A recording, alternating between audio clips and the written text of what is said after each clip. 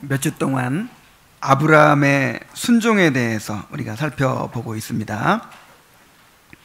지난주에는 하나님이 아브라함을 시험하신 내용을 살펴보았습니다. 하나님은 내 아들 내 사랑하는 독자 이삭을 데리고 모리아 땅으로 가서 그를 번제로 드리라 이렇게 명령하셨습니다. 100세에 낳은 귀한 아들을 죽여서 제물로 드리라는 것입니다. 더구나 이삭은 자신이 일생을 걸고 살아온 하나님의 약속을 이룰 씨였기 때문에 이것은 너무나도 아브라함에게 어려운 시험이었습니다.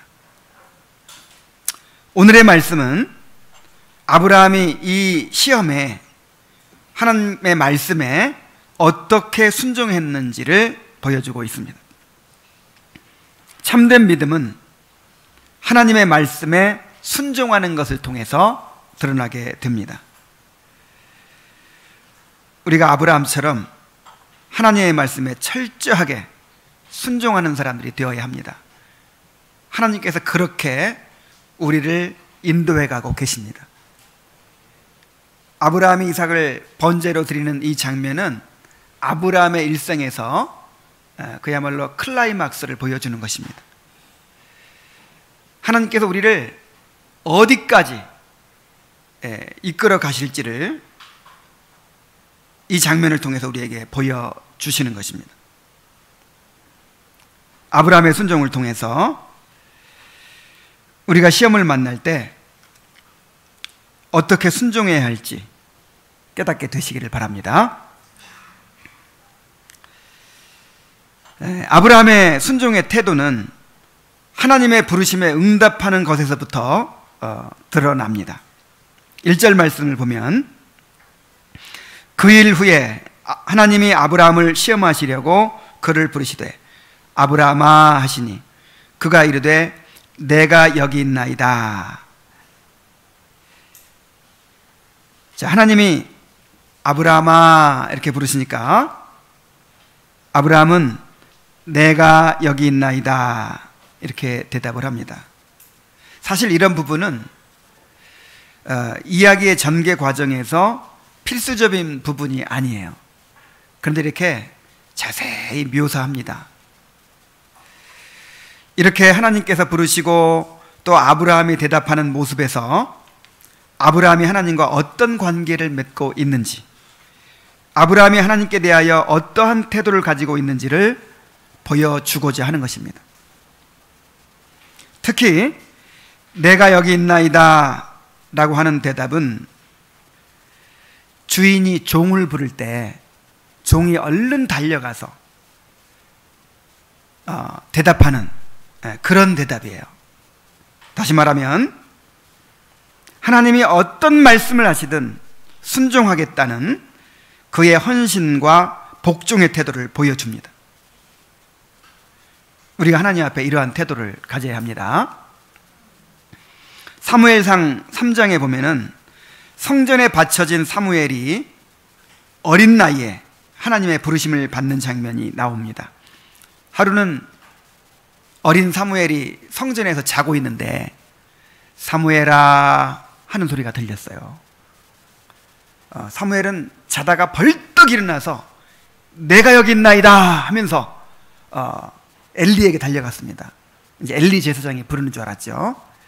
그런데 엘리가 나는 너를 부르지 아니하였으니 어서 가서 자거라 하는 거예요.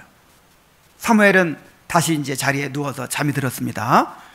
그런데 또다시 사무엘아 하는 음성이 들려요. 또 벌떡 일어나서 달려갑니다. 내가 여기 있나이다. 그러자 엘리가 나는 너를 부르지 아니하였다. 그러니 가서 자거라. 다시 잠자리에 누웠는데 세 번째 또 들리는 거예요. 사무엘아 하는 소리가 들려요. 그래서 세 번째 다시 일어나서 엘리에게 달려갑니다. 얼마나 그 어린 소년이 잠이 쏟아지고 귀찮고 짜증이 날 만도 한데, 그런데 부를 때마다 벌떡 일어나서 달려가는 거예요. 세 번째 이 엘리가 이제 잠이 깨가지고 이제 생각을 하게 됐어요. 아, 하나님께서 이 아이를 부르시나 보다. 그래서 이렇게 가르쳐 줬습니다. 또 사무엘아 하는 음성이 들리거든 이렇게 대답해라. 여호와여 말씀하옵소서. 주의 종이 듣겠나이다. 이게 무슨 말입니까? 하나님께서 어떤 말씀을 하시든 순종하겠습니다 하는 이제 복종의 태도죠. 그래서 아브라함이 내가 여기 있나이다 라고 한 것은 바로 이 사무엘의 대답과 같은 것입니다. 하나님 말씀해 주십시오. 어떤 말씀을 하시든지 잘 듣고 순종하겠습니다 하는 그런 자세였습니다. 우리도 이렇게 하나님의 말씀을 잘 듣고 순종하는 사람이 되어야 합니다. 우리 성은이가 초등학교 때 한 3학년인가 됐을 때 이제 학교에서 돌아와가지고 자랑스럽게 선생님한테 배운 것을 저에게 이야기해 주었습니다. 사자소학에서 이제 한 구절을 배웠나 봐요. 부모 호하시면 유의 추진하고 하는 구절이에요. 부모님이 부르시면 빨리 대답하고 달려나가라, 그런 이제 구절인데 그냥 알기만 했지 순종을 안 해. 그렇게 실천은 안 해요. 텔레비전 보고 앉아 있을 때 부르면 몇 번 불러야 대답을 하고, 또 아이들하고 놀고 있을 때 뭐 시키면 막 짜증을 내고 그래요. 그럴 때마다 성훈아, 사자소학에서 뭐라고 했지? 부모 호하시면 어떻게 하라고 했지? 제가 그렇게 얘기했던 기억이 납니다. 이 명심보감 효행편에도 이런 구절이 있어요. 이건 이제 어른들이 주로 잘 써먹는 구절이기 때문에 다른 거 다 몰라도 이거는 기억을 하죠. 부명소 하면 유의불락하고 식재구죽 토진이라. 이게 무슨 말이냐면 아버지가 부르시면 즉시 대답해야 된다는 거예요. 느리게 대답해서는 안 된다는 거예요. 그리고 입에 음식이 있을 때는 뱉어야 된다는 거예요. 빨리 대답해야 되니까. 아버지의 말씀 얼른 들어야 되니까. 자, 우리 어린이 여러분, 여러분은 어떻게 하고 있어요? 자, 엄마가 부르실 때 어떻게 대답합니까? 네 엄마 하고 빨리 엄마한테 달려갑니까? 또 아빠가 부르실 때 네 아빠 그러면서 빨리 달려가고 있습니까? 자, 그런데 하나님이 부르시면 어떻게 되겠어요? 하나님이 부르시면, 하나님의 말씀이 선포될 때는 귀를 기울이고 잘 들어야 합니다. 순종은 말씀을 잘 듣는 데서부터 시작이 됩니다. 말씀을 잘 들어야 순종할 수 있죠. 말씀을 잘 듣되 무슨 말씀을 하시든 순종하겠다는 마음으로 그렇게 들어야 합니다. 야, 무슨 말을 하는가 보자 하고 그렇게 들어서는 안 돼요. 말씀을 듣고 나서 내 마음에 맞으면 따르겠다, 이런 태도로 들어서는 안 됩니다. 어떤 말씀을 하시든 하나님의 말씀으로 듣고 또 순종하겠다라고 하는 그런 복종의 태도를 가지고 하나님의 말씀을 들어야 하는 것입니다. 성도들에게 가장 중요한 것이 말씀을 듣는 태도입니다. 왜냐하면 기독교 신앙은 말씀을 듣는 데서부터 시작되는 것이기 때문입니다. 그러므로 말씀을 듣는 태도가 바로 되어 있지 않으면 아무리 지식을 많이 쌓아도 절대로 삶이 변화될 수가 없습니다. 여러분은 이 설교를 들으면서 지금 하나님께서 나에게 말씀하신다라고 그렇게 생각하고 듣고 있습니까? 하나님께 나에게 말씀하시면 어떻게 좋을 수 있겠어요? 어떻게 딴 생각을 할 수 있겠어요?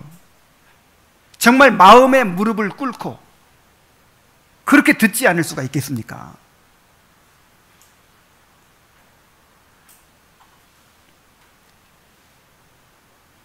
이 설교는 하나님께서 우리에게 말씀하시는 것입니다. 정말 하나님이 나에게 말씀하시는 것으로 여기고 그렇게 두려운 마음으로 들어야 할 줄로 믿습니다. 이제 아브라함이 하나님의 말씀에 어떻게 순종했는지를 자세히 한번 살펴봅시다. 우리 3절부터 10절까지를 다시 한번 읽어보죠.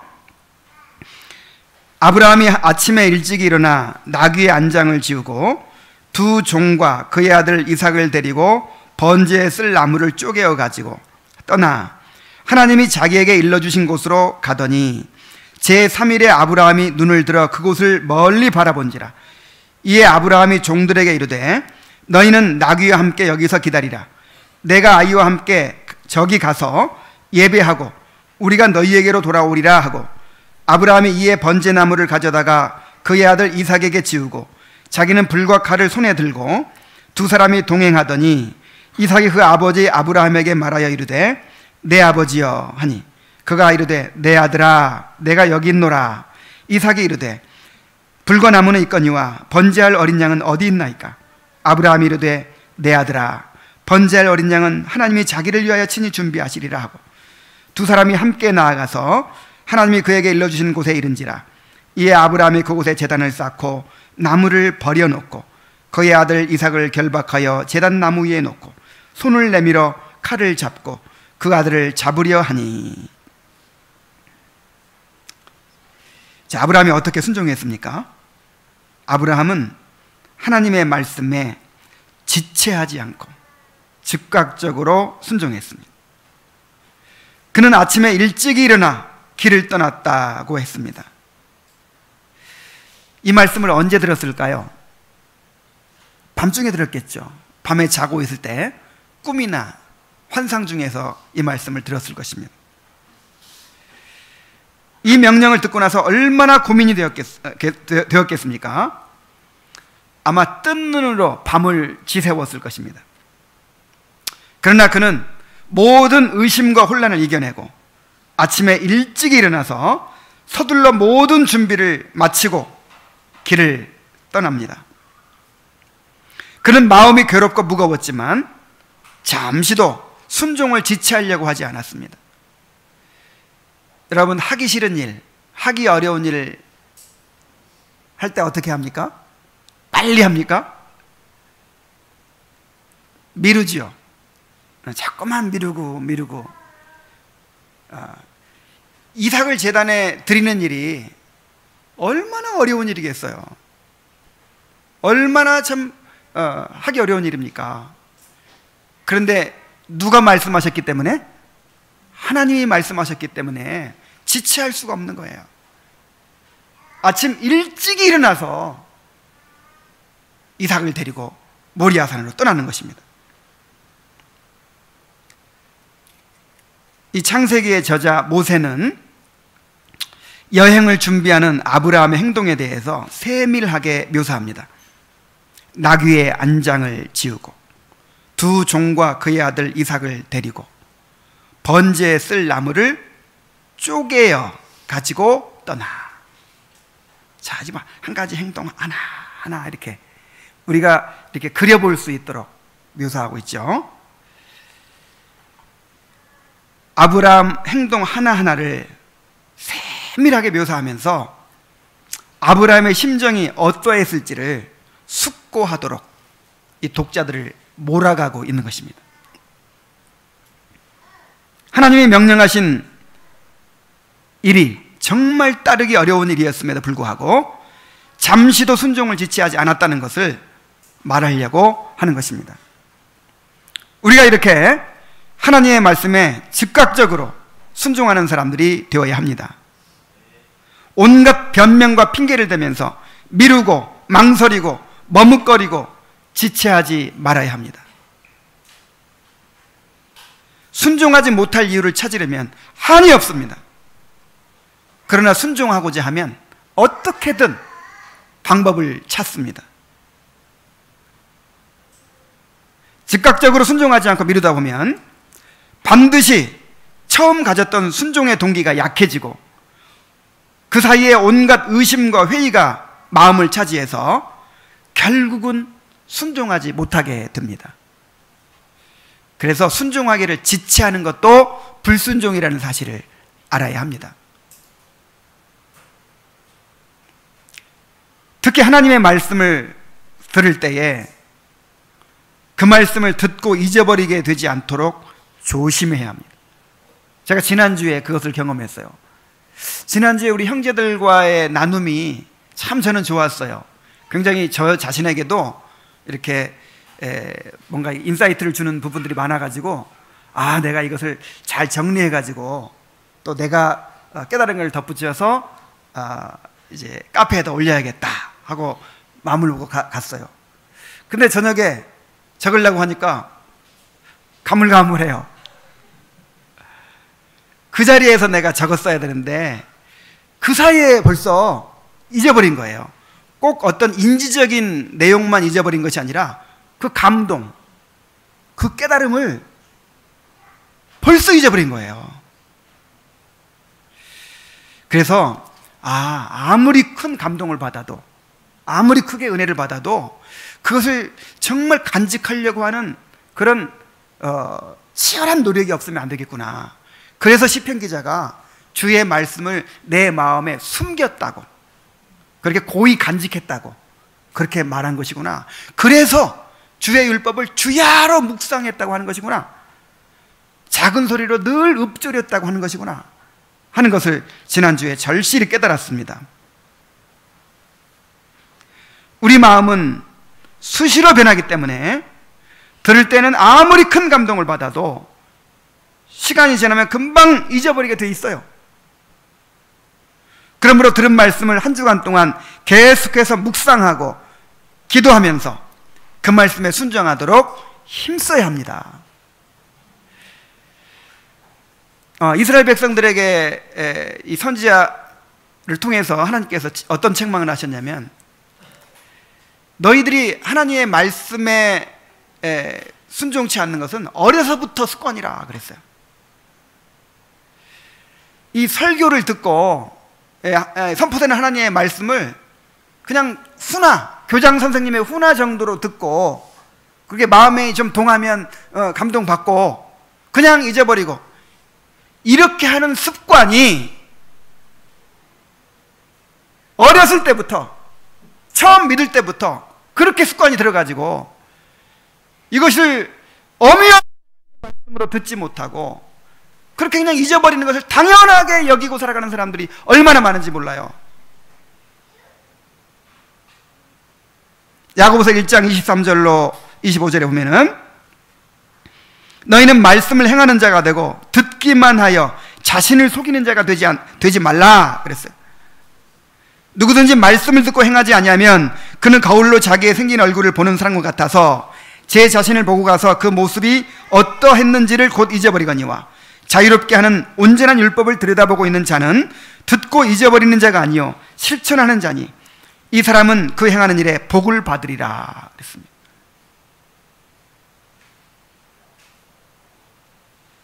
말씀을 잘 마음에 새기고 그 말씀을 묵상하고 또 그 말씀에 순종하기를 힘쓰시기 바랍니다. 그것이 최소한 한 주는 가야죠. 한 주는. 복 있는 사람은 여호와의 율법을 즐거워하여 그 율법을 주야로 묵상했다고 할 때 이렇게 선포되는 말씀을 그렇게 한 주간 동안 열심히 그렇게 묵상하고 읊조리고 순종하고 힘쓴다는 그런 말씀이에요. 자, 이렇게 하려면은 우리가 말씀을 듣고 나서 그 말씀을 서로 나누는 것도 정말 중요합니다. 어린아이가 엄마의 말을 그대로 따라 하듯이 하나님께 들은 말씀을 나의 입술로 표현하게 될 때 더욱 깊이 그 말씀이 내 마음에 새겨지게 됩니다. 또 다른 사람들도 내가 나누는 말씀에 은혜를 받게 되고, 그리고 이러한 교제를 하나님께서 기뻐하십니다. 그러므로 하나님의 말씀이 선포되고 나면 반드시 그것이 이 교회에서 또 가정에서 성도들의 모임 가운데 나누어져야 돼요. 여러분, 재밌는 영화를 보고 오면 그냥 영화 보고 오는 걸로 딱 끝납니까? 그 배우의 연기가 어땠다, 그 내용이 어떠했다, 나누지요. 그런데 하나님의 말씀이 선포되는데 영화 한 편 본 것만큼도 그것이 화제가 되지 못하는 것입니까? 너무 이상한 일이에요. 그 정말 하나님의 말씀으로 들었다면 그것이 우리 성도들 사이에 서로 나누어져야 된다, 이 말이에요. 너희 속에 그리스도의 말씀이 풍성히 거하여 모든 지혜로 빛의 가르침에 권면하고 주 예수의 이름으로 하나님을 찬양하고 또 뭐 감사하고 이렇게 하라고 했잖아요. 정말 이러한 교제가 되기를 바랍니다. 이 성도들의 교제가요, 이것이 중심이 돼야 돼요. 이것이 각자가 이제 이 경건의 의무를 행하고 있잖아요. 각자가 하나님과 교제하고 있잖아요. 각자가 또 하나님 앞에서 함께 예배를 드렸잖아요. 그래서 각자가 경험한 그 하나님과의 관계에서 경험한 것이 있기 때문에 그것이 나누어져야 된단 말이에요. 애기 엄마들 모이면 뭐 나눠요? 애기 엄마들한테 애기가 제일 중요하니까 우리 애기가 오늘은 뭐 아빠 했다, 뭐 엄마 했다, 뭐 그냥 뭐 우리가 아이가 뭐 어떻게 했다, 온통 이야기, 자기 그 자녀 이야기죠. 뭐 다른 사람들은 별로 관심도 없는데 뭐 자기들은 그게 최고의 뉴스인 거예요. 정말 내가 중요하게 여기는 거, 정말 내 마음에 깊이 다가왔던 것을 우리는 말하게 돼 있어요. 그래서 로이드 존슨 목사님은 그 사람이 진정으로 회심했는가, 그 사람의 그 대화를 보면 안다 그래요. 대화를 보면 자기가 가장 깊이 경험한 것을 나누게 돼 있잖아요.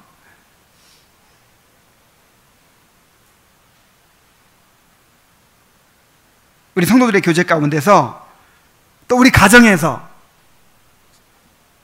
하나님의 말씀이, 하나님께서 행하신 일이 화제가 되기를 바랍니다. 그것이 대화의 중심 주제가 되기를 바랍니다. 아브라함의 순종은 즉각적이었을 뿐만 아니라 또한 지속적이었습니다. 여행을 떠난 지 제3일에 아브라함이 눈을 들어 그곳을 멀리 바라보았다고 했습니다. 지금 3일째 여행을 하고 있는 거예요. 이삭을 제단에 바치기 위해서 3일째 여행을 하고 있습니다. 자신의 사랑하는 아들을 제물로 바치기 위한 이 3일간의 여정은 아브라함에게 엄청난 고통의 시간이었을 것입니다. 순간순간 이 아이를 어떻게 제물로 바치나 하고 고민했을 것입니다. 그러나 그는 결코 흔들리지 않았습니다. 순간순간의 슬픔과 고통을 견뎌내고 시험을 이겨냈습니다. 참된 순종은 이렇게 지속적인 것이어야 합니다. 지속성을 통해서 시험이 검증이 되는 거예요. 말씀을 듣고 마음이 동했을 때는 잠시 순종하는 듯 하다가 시간이 지나서 금방 태도가 달라진다면 그것은 정말 하나님을 우롱하는 것이지요. 참된 순종은 시간이 지나도 환경이 바뀌어도 처음 가졌던 그 마음에 변함이 없어야 합니다.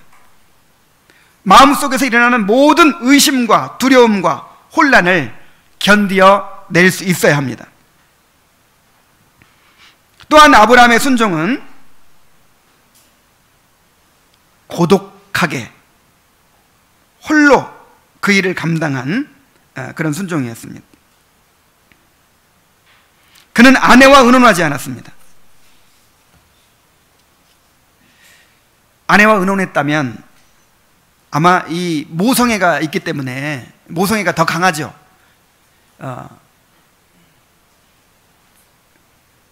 절대로 못하게 했을지도 몰라요. 그래서 아내와도 의논하지 않았습니다. 또한 종들에게도 알리지 않았습니다. 너희는 나귀와 함께 여기서 기다리라. 내가 아이와 함께 저기 가서 예배하고 우리가 너희에게 돌아오리라 하고 홀로 이삭을 데리고 산을 올라갑니다.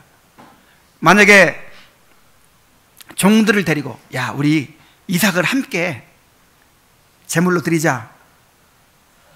자, 그랬으면 어떻게 했을까요? 아이고, 이제 나이가 많아지더니 이제 드디어 망령이 되렸구나. 그러면서 아마 못하게 했을 거예요. 그래서 아예 그냥 종들을 떼어놓고 산에 올라갑니다. 심지어 그는 이삭에게조차 말할 수가 없었습니다. 그는 홀로 고독한 순종의 길을 갔습니다. 이렇게 이삭을 데리고 모리아산을 향해 묵묵히 나아가는 아브라함의 모습은 십자가를 지시기 위해서 굳게 결심하시고 예루살렘을 향하여 올라가셨던 예수님의 여정을 생각하게 합니다. 수많은 무리들이 예수님과 함께 하고 있었어요. 예수님께 환호하며 그렇게 따랐습니다. 제자들은 예수님이 왕이 되시면 누가 높은 자리를 차지할 것인가를 두고 다투면서 신경전을 벌이면서 그렇게 따라가고 있습니다. 아무도 예수님이 지금 십자가에 달리시기 위해서 그 엄청난 고난의 길을 간다는 것을 이해하지 못했습니다. 예수님이 얼마나 외로우셨겠습니까?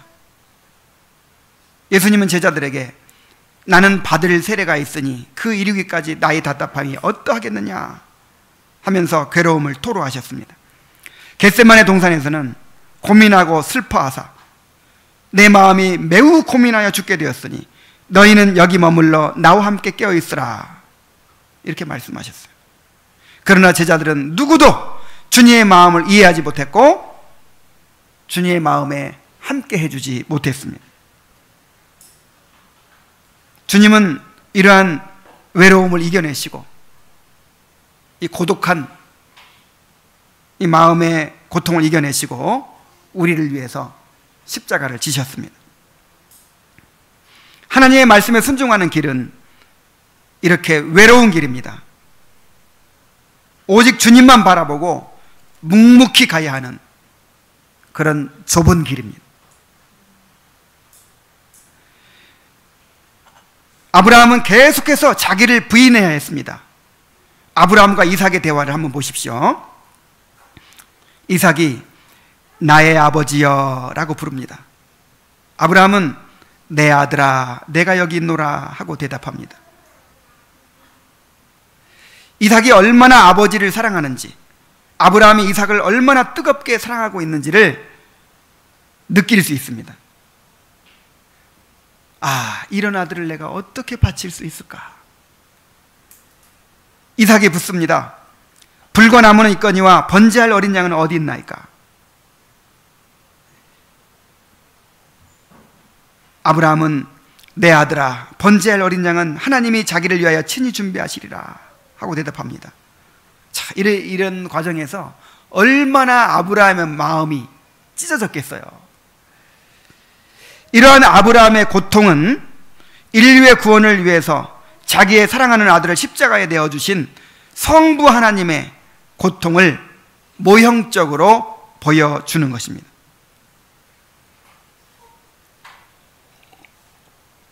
호세아 선지자가 음란한 여인을 아내로 맞이하고 그 음란한 여인을 사랑했죠. 하나님께서 그렇게 하라고 하셨으니까. 그렇게 음란한 여인을 사랑하면서 누구의 마음을 느꼈을까요? 그 우상 숭배하는 이스라엘 백성들을 사랑하시는 그 하나님 아버지의 마음을 깨달았을 것입니다. 그리고 이스라엘 백성들 향해서 예언할 수 있었던 거예요. 그것처럼 아브라함은 독자 이삭을 제단에 드리는 이 일을 통해서 자신의 독생자를 십자가에 내어주신 성부 하나님의 그 사랑을 더 깊이 깨닫게 되었을 것입니다. 우리가 자식을 낳고 키워보면 부모의 마음을 알게 된다라고 말합니다. 그래서 주님은 우리에게 주님을 더 깊이 알아갈 수 있도록 하시기 위해서 주님의 고난에 참여하도록 하시는 것입니다. 자기를 부인하고 자기 십자가를 지고 주님을 따르라고 말씀하시는 것입니다. 그러므로 우리가 시험 가운데 있을 때 주님을 생각해야 돼요. 주님을. 자식들이 속을 새깁니까? 그럼 주님을 생각하세요. 정말 불효자들인 우리 자신들을 생각하세요.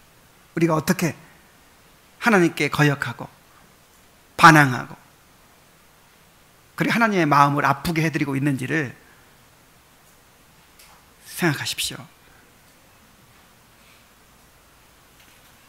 히브리서 12장 3절에 너희가 피곤하여 낙심하지 않기 위하여 죄인들의 이같이 자기에게 거역한 일을 참으신 일을 생각하라 그랬어요.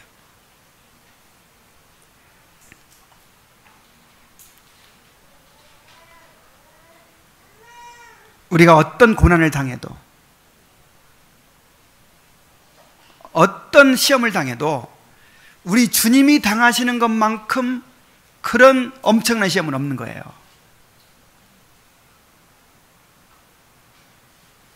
주님을 생각하면서 여러분의 시험을 견뎌내시기 바랍니다. 아브라함은 끝까지 순종했습니다. 모리아산에 올라간 아브라함은 그곳에 제단을 쌓고 나무를 벌려놓고 그의 아들 이삭을 결박해서 제단 나무 위에 놓고 손을 내밀어서 칼을 잡고 그 아들을 잡으려고 했습니다.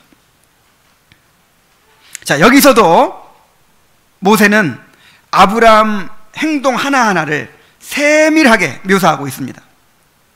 특히 마지막 행동은 그리고 이 히브리어로 와우라는 이 접속사를 2번이나 사용해서 손을 내미는 동작과 칼을 잡는 동작을 구분해서 표현하고 있어요.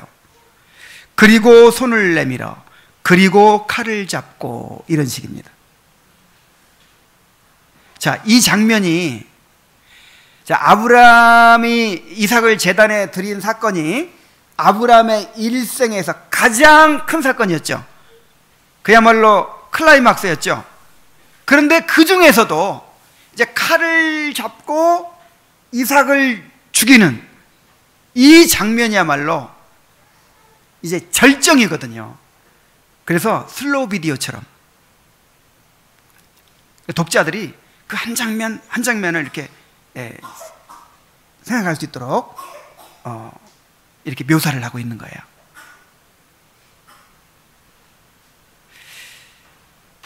이 본문을 이제 한 4주간에 걸쳐서 우리가 이제 살펴보게 될 텐데, 이제 두 주 더 남았죠.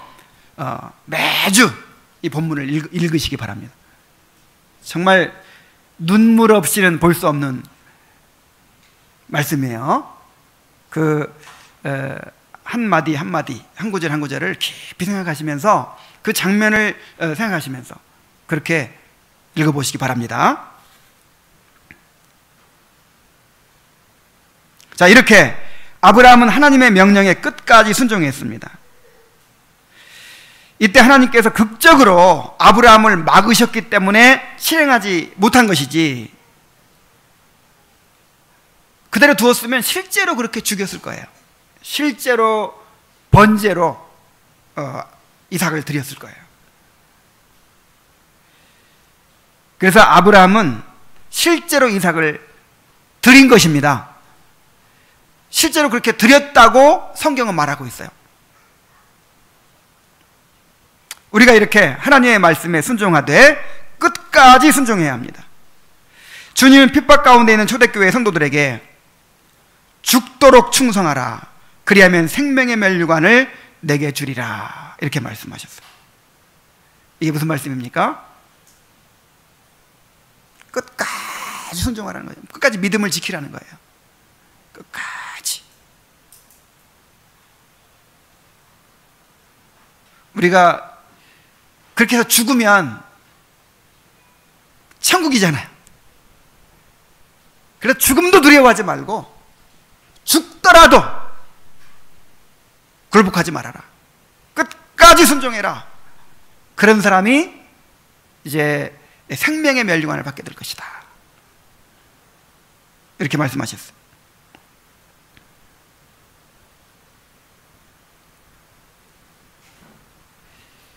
어떤 어려움이 있더라도, 어떤 장애가 있더라도 우리가 하나님의 말씀에 순종하되 끝까지 순종해야 하는 것입니다. 자, 여기서 우리는 이삭의 순종에 대해서 생각해 보아야 합니다. 이삭 또한 진정한 순종의 모습을 보여줍니다.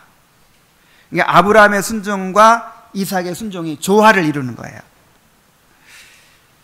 이삭은 철저하게 아버지를 신뢰하고 순종했습니다. 자, 이삭의 입장을 한번 생각해 봅시다. 이삭은 지금 거의 청년이 된 나이입니다.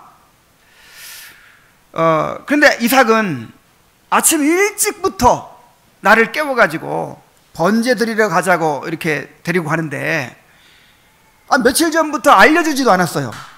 갑자기 자고 있는 사람 깨워가지고 번제를 드리러 가자는 거예요. 그리고 분위기가 심상치 않습니다. 왜 번제를 그렇게 멀리까지 가서 드려야 되는지 설명도 없어요.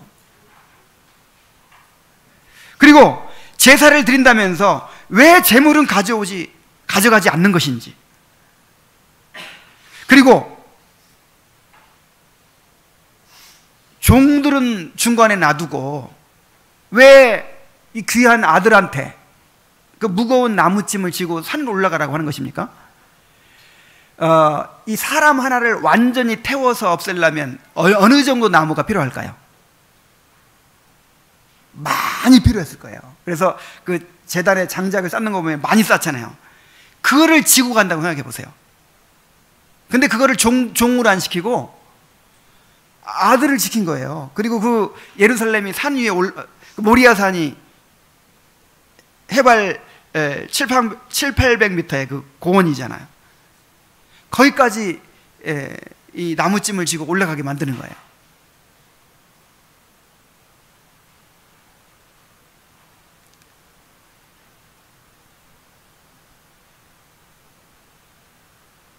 조심스럽게 나무와 칼은 있는데 번제할 양은 어디 있습니까?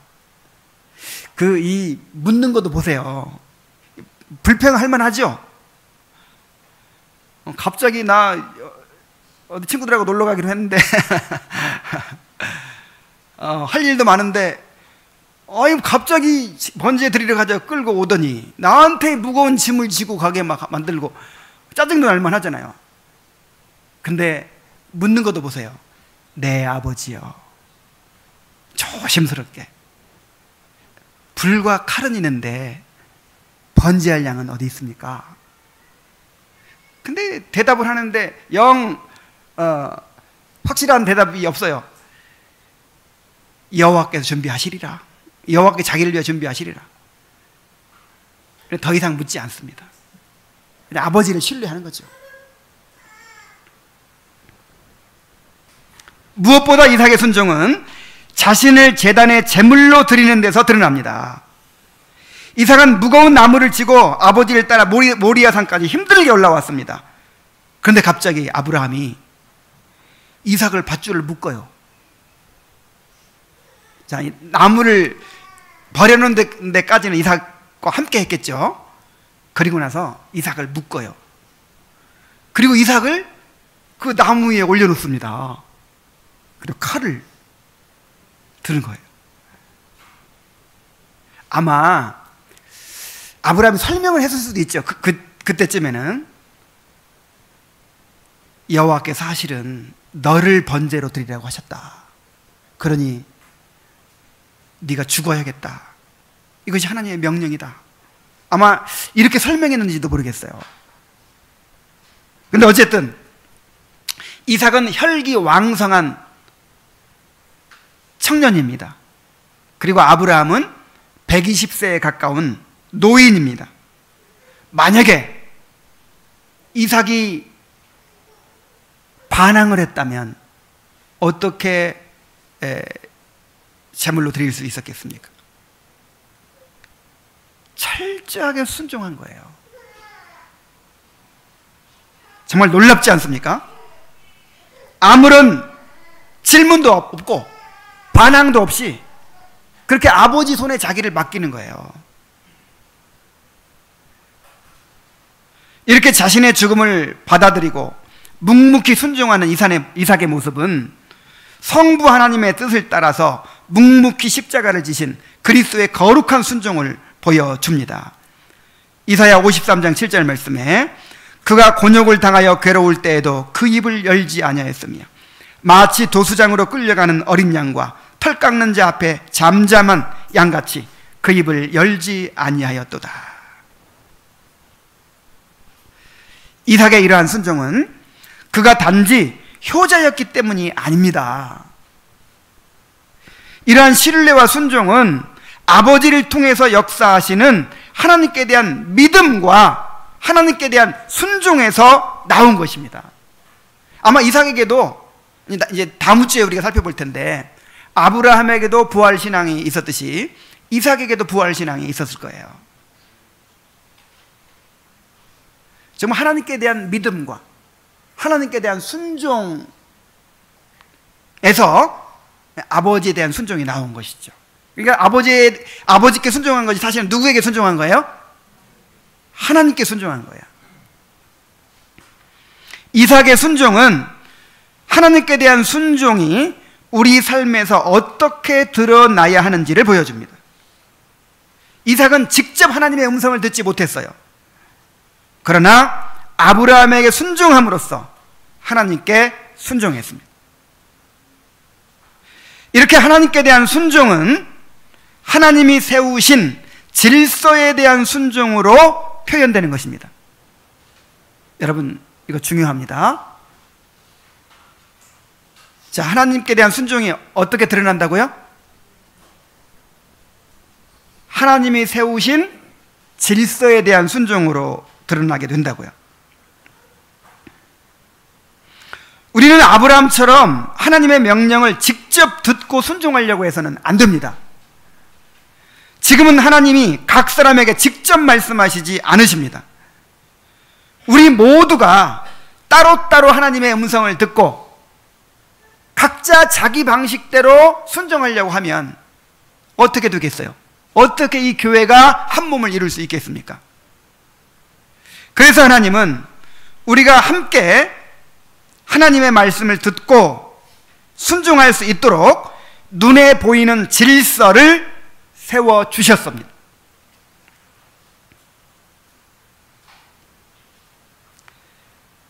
페이스북에서 지난번에 우리 교회에 오셨던 그 장대선 목사님이 쓴 글을 제가 인용을 했습니다. 이렇게 썼어요. 믿음으로 신앙에 이른 신자에게 회복된 순종은 보이지 않는 하나님에 대해 막연하게 행하는 것이 아니라 눈앞에 있는 질서에 순종하는 것으로 확실하게 제시되어 있다. 다 하나님께 순종한다고 하죠. 그런데 보이지 않는 하나님과 직접 보이지 않는 하나님의 음성을 듣고 직접 하나님께 순종하려고 하는 거예요. 그럼 다 자기 기준이 있을 거 아니에요. 다 자기 주관적인 생각이 있을 거 아니에요. 도대체 그게 순종하는지 안 하는지 어떻게 알아요? 내 마음에 맞으면 순종하는 것이죠. 내 마음에 안 맞으면 순종하지 않는 것이죠. 그래서 이렇게 막연한 게 아니라 이 말이에요. 하나님께 대한 순종은 절대 막연한 게 아니고 모호한 게 아니에요. 눈앞에 있는 질서에 순종하는 것으로 확실하게 제시되어 있다는 거예요. 눈앞에 있는 질서가 뭡니까? 하나님께서 이 교회에 천국 열쇠를 맡기시다고 하셨죠. 그 천국 열쇠가 뭐라고 했어요? 하나님의 말씀의 선포와 권징을 통해서 이제 드러납니다. 그래서 성도들은 교회에서 선포되는 하나님의 말씀을 듣고 순종해야 합니다. 자, 교회에 선포되는 하나님의 말씀을 하나님이 나에게 주시는 말씀으로 받고 그렇게 순종해야 한다 이 말이에요. 이 교회에서 시행되는 권징을 하나님께서 행하시는 권징으로 받아들여야 되는 거예요.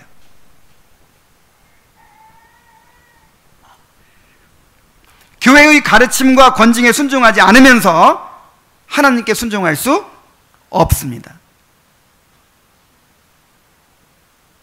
또 자녀들은 부모의 가르침과 징계에 순종해야 합니다.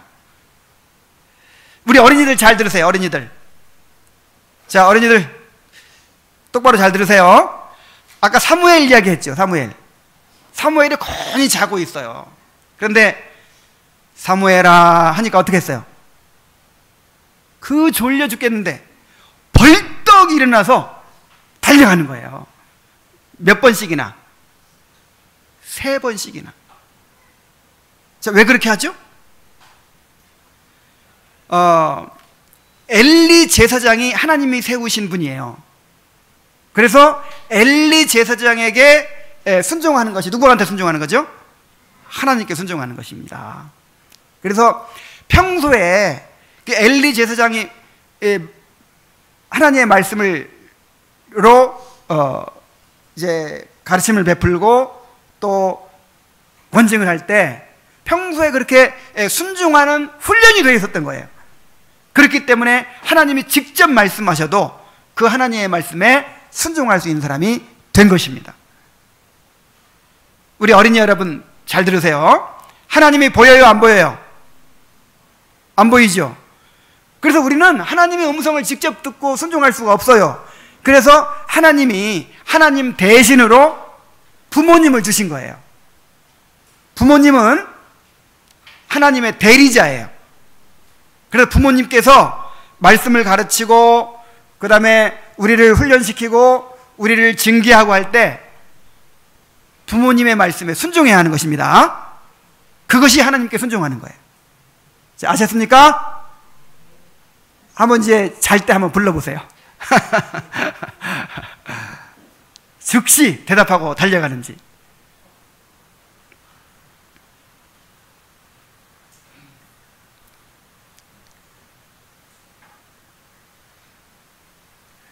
하나님께서 세우신 질서에 순종함으로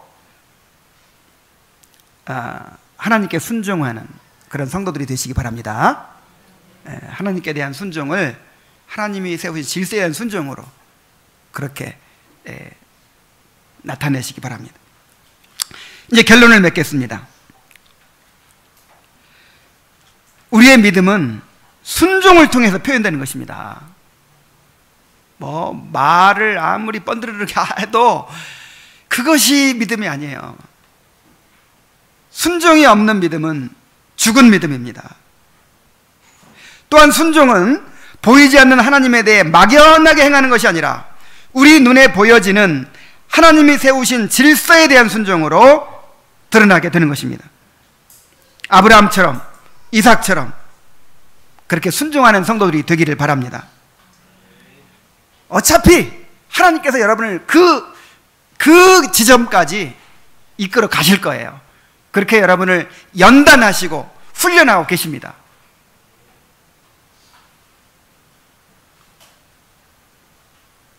이제 다음 주에는 하나님의 아브라함이 어떻게 이제 순종할 수 있었는지를 우리가 살펴보도록 하려고 합니다.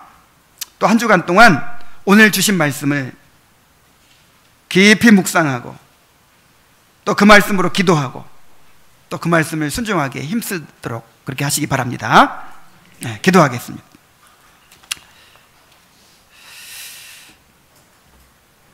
우리를 아브라함처럼 믿음의 사람, 순종의 사람으로 빚어가고 계시는 하나님 아버지, 참으로 우리가 이르러야 할 지점을 보여주시고 참으로 우리의 불순종의 모습을 회개하고 그렇게 순종할 수 있는 은혜를 구하게 하시니 감사드립니다. 아버지 하나님, 정말 이 말씀을 하나님의 말씀으로 듣고 마음에 깊이 새기게 하여 주옵소서. 주야로 묵상하고 이 말씀을 가지고 기도하고 또 순종해 갈 수 있도록 인도하여 주옵소서. 우리에게도 은혜를 주셔서 아브라함처럼 순종의 사람이 되게 하옵소서. 이삭처럼 순종하는 사람이 되게 하여 주옵소서.